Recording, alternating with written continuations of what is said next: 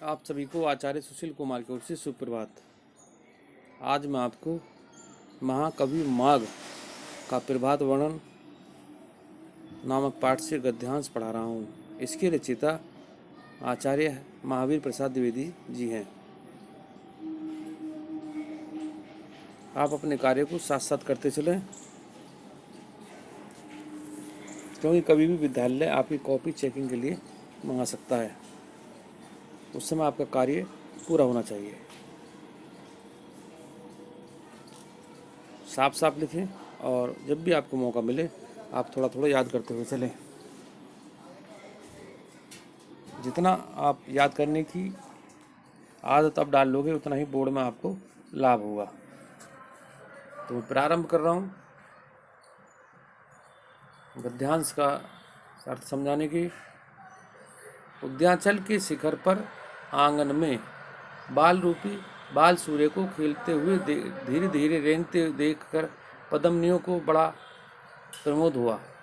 उद्याचल के शिखर पर आंगन में बाल सूर्य को खेलते हुए धीरे धीरे रेंगते देखकर पद्मनियों को बड़ा प्रमोद हुआ। सुंदर बालक को आंगन में जानू पानी चलते देख, जानू पानी का मतलब है घुटनों के बल। स्त्रियों को प्रसन्न होना स्वाभाविक ही है, इसलिए उन्होंने अपने कमल मुख के समान विकास के बहाने हंस हंसकर उसे बड़े ही प्रेम से देखा। यह दृश्य देखकर माँ के सदृश अंतरिक्ष देवता का हृदय भर आया। वह पक्षियों के कल्लों के मिस बोल उठी, आजा आजा आ बेटा। आ फिर क्या था। बाल सूर्य बाल लीला दिखाता हुआ झट अपने मृदुल कर माने हाथ होता है, वैसे यहाँ करने को सूर्य है, फैलाकर अंतरिक्ष की गोद में कूद गया। उद्याचल पर उदित होकर जरा भी देर में वह आकाश में आ गया। पाठ का शीर्षक और लेखक का नाम। पाठ का नाम महाकवि माघ का प्रभात वर्णन और लेखक हैं आचार्य हजारी प्रसाद द्विवेदी जी। रेखांकन की व्याख्या कीजिए। आप यहाँ देखें,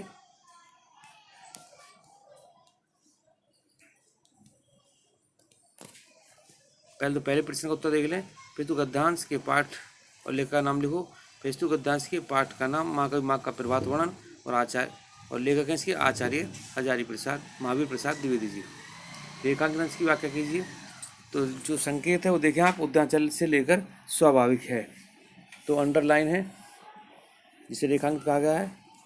सबसे पहले इसका प्रसंग लिखेंगे। प्रस्तुत गद्यांश में आचार्य द्विवेदी जी ने विभिन्न प्रकार के उपमान संजोकर चंद्रमा के अस्त होने और सूर्य की उदित होने का कलात्मक वर्णन किया है। दोबारा देखें, प्रस्तुत गद्यांश में आचार्य द्विवेदी जी ने विभिन्न प्रकार के उपमान सजोकर चंद्रमा के अस्त होने और सूर्य के उदित होने का कलात्मक वर्णन किया है। व्याख्या देखें। आचार्य महावीर प्रसाद द्विवेदी जी कहते हैं, आचार्य महावीर प्रसाद द्विवेदी जी कहते हैं, जब सूर्य उदित होता है तो वह शिशु के समान प्रतीत होता है, यानी बालक के समान प्रतीत होता है। धीरे धीरे जब वह उद्याचल शिखर की ओर बढ़ता है, ये मैं नहीं है, वह है, उद्याचल शिखर की ओर बढ़ता है तो ऐसा प्रतीत होता है मानो वह उद्याचल रूपी आंगन में, अर्थात सूर्य के लिए कहा गया कि उद्याचल रूपी आंगन में क्रीड़ाएं कर रहा हो। जिस प्रकार घर के आंगन में किसी शिशु को क्रीड़ाएं करते हुए और घुटनों के बल चलता देखकर घर की महिलाएं खुशी का अनुभव करती हैं, उसी प्रकार प्रातःकालीन बाल सूर्य को उद्याचल शिखर पर धीरे धीरे चलते हुए देखकर कमलिनियों को परम आनंद प्राप्त होता है। कमलिनियों को बाल रूप कमलियों का बाल सूर्य के अद्भुत रूप से है।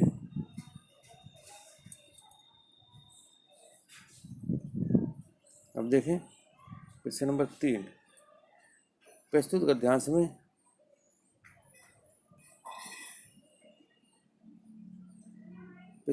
का प्रसंग लिखिए। आप देखें इसका उत्तर।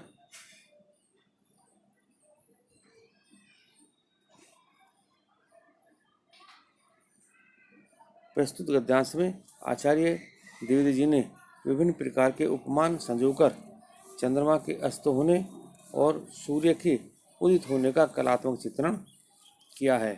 यहाँ उद्यांचल पर सूर्य के उदित होने का चित्रण बहुत ही मनोरूप से किया गया है। नेक्स्ट क्वेश्चन है, उदित होने के समय सूर्य किस प्रकार का प्रतीत होता है? उदित होने का माने उदय होने का सूर्य किस प्रकार प्रतीत होता है? आप देखें, जब सूर्य उदित होता है अर्थात जब सूर्य निकलता है तो वह शिशु के समान, तो वह बालक के समान प्रतीत होता है, यानी बालक से दिखाई देता है। धीरे धीरे वह जब उद्यांचल के शिखर पर, उद्यांचल शिखर का मतलब है उद्यांचल की चोटियों की ओर बढ़ता है तो ऐसा प्रतीत होता है मानो उद्यांचल रूपी आंगन में क्रीड़ाएं कर रहा हो, अर्थात वह उद्यांचल रूपी आंगन में खेल खेल रहा हो। अणय, कमलियों को क्या देखकर आनंद प्राप्त हुआ? जब जिस प्रकार घर के आंगन में किसी सुंदर शिशु को क्रीड़ाएं करते हुए और घुटनों के बल चलता देखकर घर की महिलाओं को हर्ष का अनुभव होता है, उसी प्रकार प्रातःकालीन बाल सूर्य को उद्यांचल के शिखर पर धीरे धीरे चलते हुए देखकर कमलियों को परमानंद प्राप्त हुआ।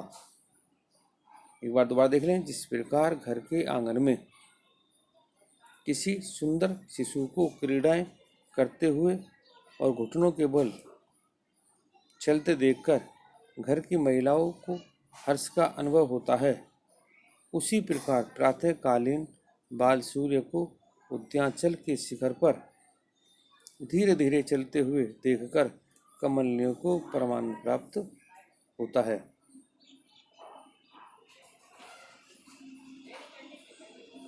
सूर्य के उदित होने पर कमलियों और कमल पर क्या प्रभाव पड़ा?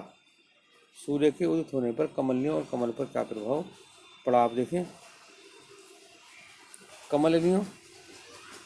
कमलियाँ बाल सूर्य के अद्भुत रूप को देखकर, कमलियाँ बाल सूर्य के अद्भुत रूप को देखकर हर्षित होने लगी, हर्षवान प्रसन्न होने लगी। सूर्य के उदित होते ही कमल और कमलियों ने विकसित होना आरंभ कर दिया। सूर्य के उदित होते ही कमल और कमलियों ने विकसित होना आरंभ कर दिया और इस प्रकार वे अपने आनंद को, उल्लास को व्यक्त करने लगे। इस प्रकार वे अपने आनंद और उल्लास को व्यक्त करने लगे। एक बार दोबारा देखें। कमलियाँ सूर्य के अद्भुत रूप को देखकर हर्षित होने लगी। सूर्य के उदित होते ही कमलियों ने विकसित होना आरंभ कर दिया और इस प्रकार वे अपने आनंद का उल्लास व्यक्त करने लगे।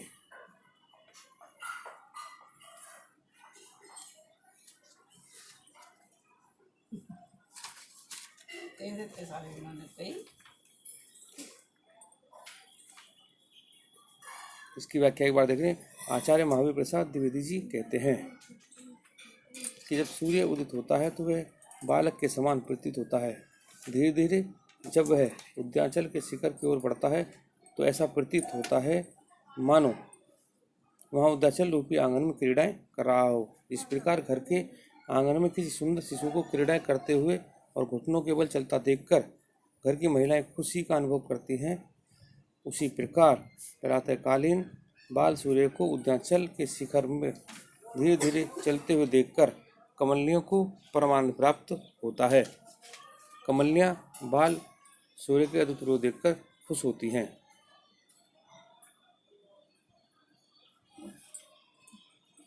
मैं कल फिर उपस्थित हूँगा एक नए गद्यांश के साथ। तब तक के लिए धन्यवाद।